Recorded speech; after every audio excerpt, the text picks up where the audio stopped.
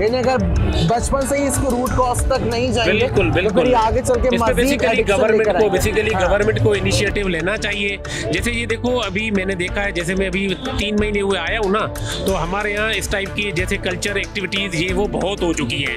ये अच्छी चीज़ें हैं, इसमें आपका एक फिजिकल कांटेक्ट होता है, बच्चों को, पेरेंट्स को आपस में एक टाइम, बेसिकली आप टाइम देते हैं ना, तो वो बोलता है आप वीकेंड्स पे भी घर पे बैठते हैं। बाहर क्या है कनाडा में या मेरे वेस्टर्न कंट्रीज में यूजुअली लोग वीकेंड्स पे अपने बच्चों को लेके डिफरेंट एक्टिविटीज में चले जाते हैं, घूमते हैं, कंसर्ट करते हैं डिफरेंट। तो हमारे यहाँ भी ये कल्चर आ रहा है, तो इसको गवर्नमेंट को चाहिए इसको और प्रमोट करे ईच एंड एवरी वीकेंड। और ये हमारा इंटरनेशनल सिटी है, इधर कोई हमें कमी पेशी नहीं है, हर चीज़ अवेलेबिलिटी है, रिसोर्सेज भी अवेलेबल है, टेक्नोलॉजी भी अवेलेबल है।